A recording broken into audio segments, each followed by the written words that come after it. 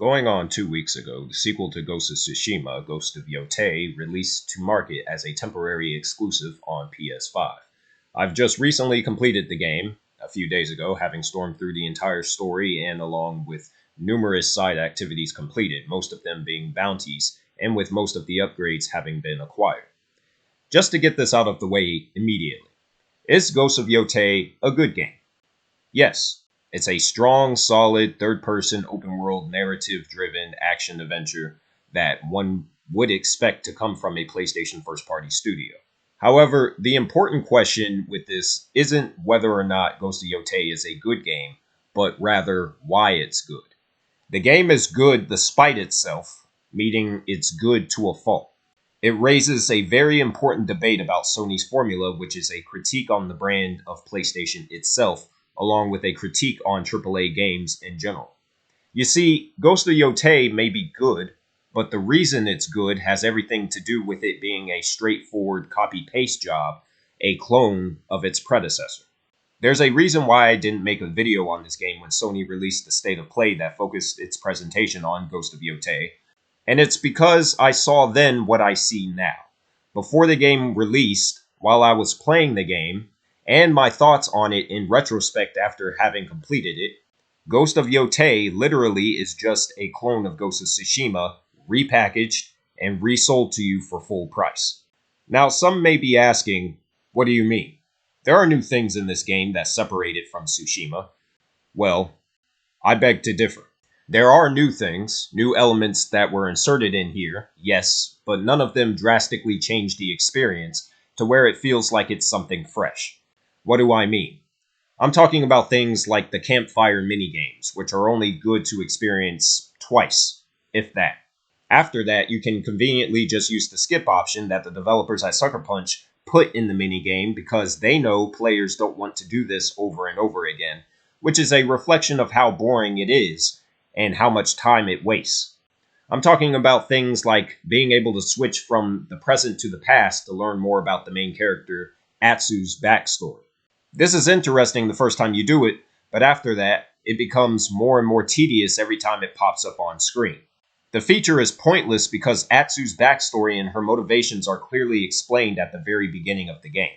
It's honestly a struggle to list anything truly new because there isn't much here that really stands out. The entire game feels like a reimagined version of the first game rather than a genuine sequel. It's the most formulaic Sony first-party game that the company has released within the PlayStation brand.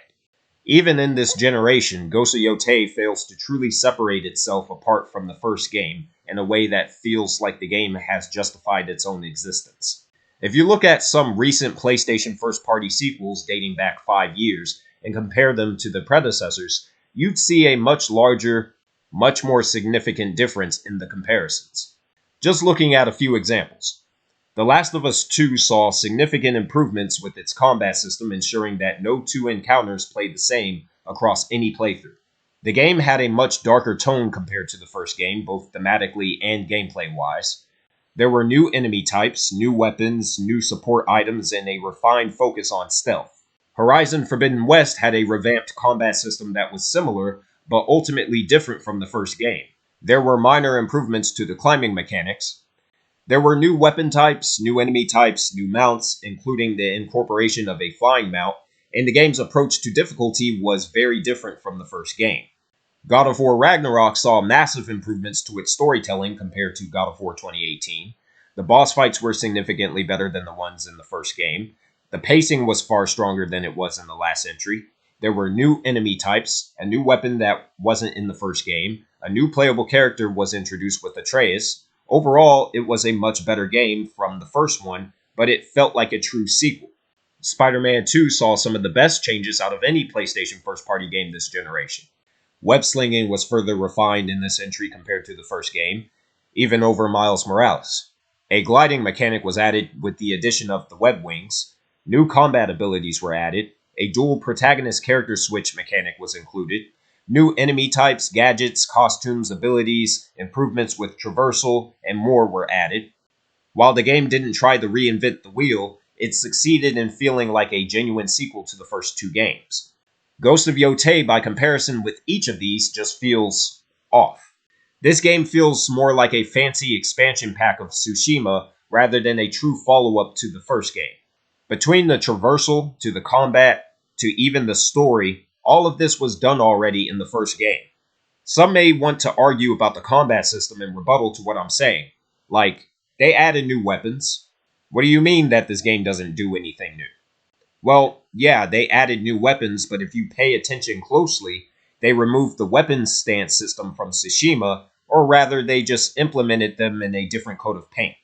The new weapons are just reskins of the weapon stance system, which was designed as a rock, paper, scissors type of system.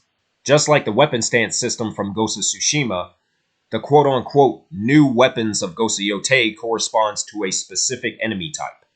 If you have an enemy using a spear, then you switch to your dual katana, which is just the wind stance from the first game, regurgitated.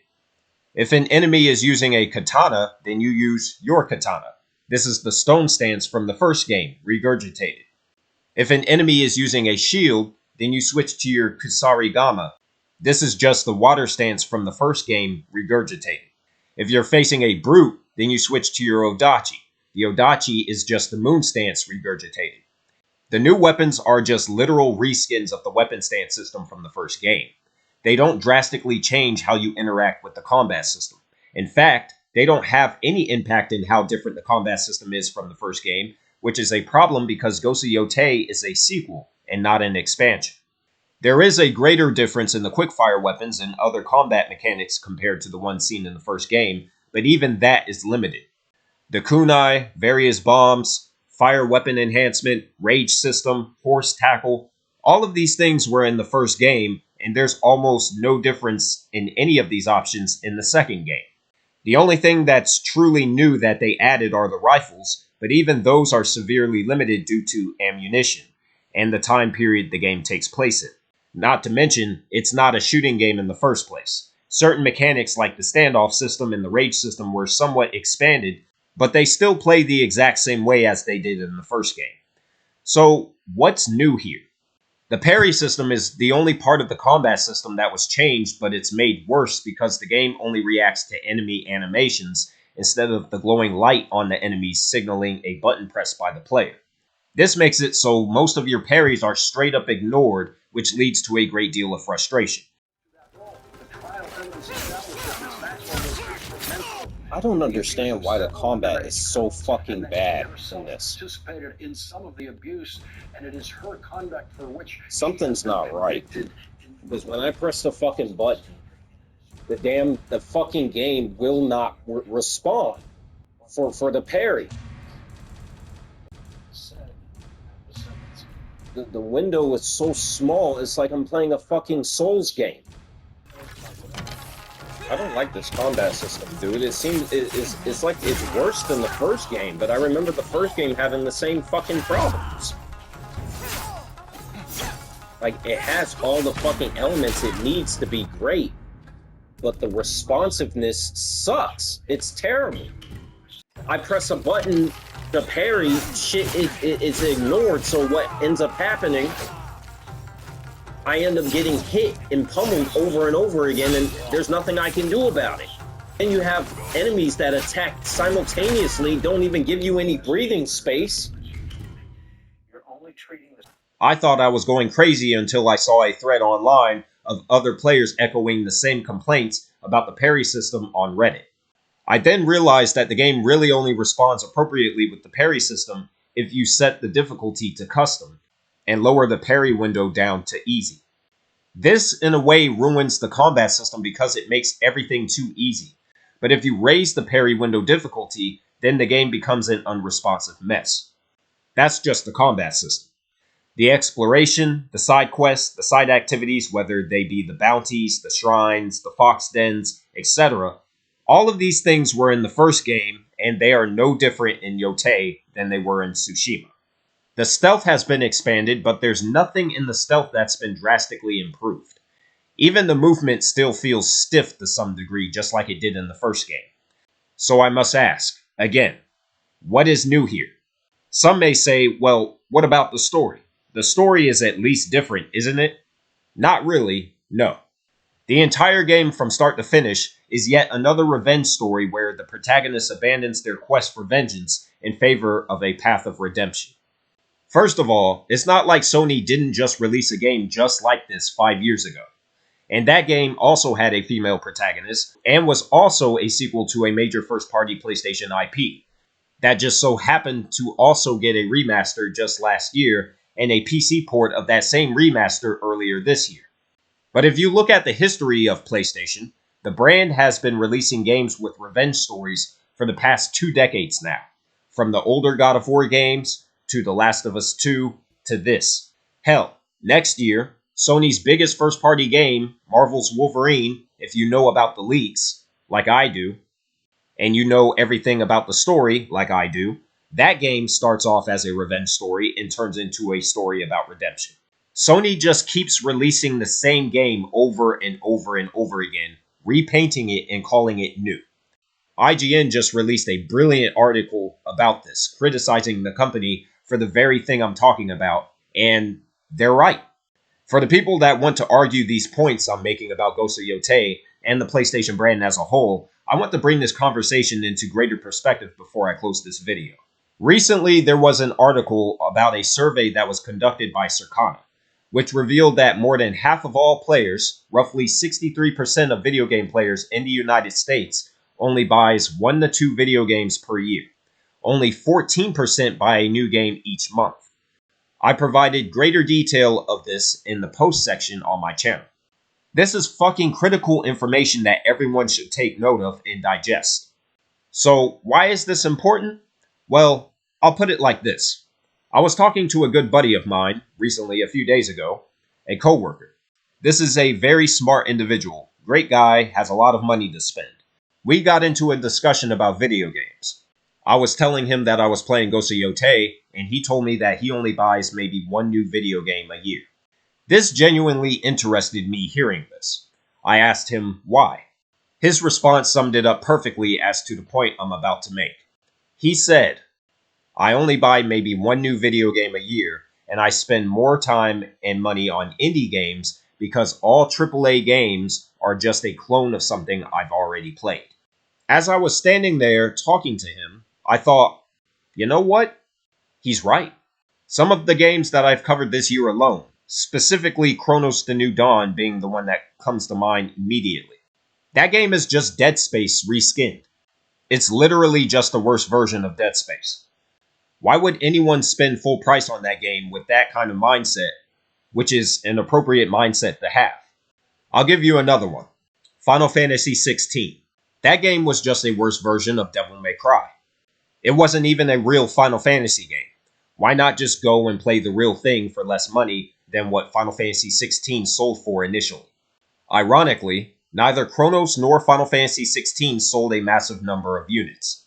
In fact, Final Fantasy 16 flopped after its 3rd week on the market, and it completely bombed when it released the PC. As for the coworker I mentioned, during our conversation, I brought up Elden Ring. I told him straight up, I hate Elden Ring.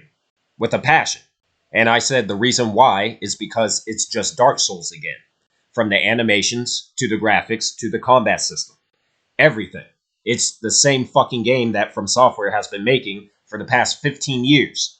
When is enough enough? How many times are you going to keep repackaging the same thing and pretending that it's new? He agreed with me. He said he didn't even finish Elden Ring, and the only reason that he bought Night Rain is because his friends asked him to buy it so they could play together, but he would rather spend his time playing something else. And it's not just the games we already have on the market. Even with the games that we have coming out next year, Sorrows being the perfect example. This is just Returnal all over again. It's the same fucking game being sold to you again. Look at it. The gameplay speaks for itself. So, all this to circle back to Ghost of Yotei. Yes, it's a good game, but it's also a game I've played already. It's good only because the first game was good, and since it's a clone of the first game, with very minor differences, it's good too. The problem is, that's not good enough when you have players from the 2nd largest market for video game sales on the planet, the United States, spending more money on in-game purchases and free-to-play games than new AAA games that come to market. That 14% of enthusiastic players I mentioned earlier, they can't carry the industry forever. Bottom line, Sony and the rest of these gaming studios and publishers need to innovate more. There needs to be a greater focus placed on innovation because I spent $80 on Ghost of Yotei at retail, and this game isn't worth anywhere near that much money. It's too much like the first game. It's not worth $70, it's not worth $60. This is really a $50 game with as little change as there is in it compared to a game I already have that I've already played. Mind you, both on console and on PC. I think with Sony in particular, the real test for the PlayStation brand will be Marvel's Wolverine. And that game, everyone who knows about the leaks is already aware that game will have a heavy God of War influence. But I hope there's a little more to it than that. Yes, the game will sell millions and make truckloads of cash, but this isn't a discussion about sales numbers. This is a discussion about innovation. Video games, especially sequels, need to innovate more. Because otherwise, if the business keeps on the track it's going, there's not going to be too many new players in the future. People will want to spend their time doing other things. And if the situation does go that way, these video game studios and publishers will have no one to blame but themselves.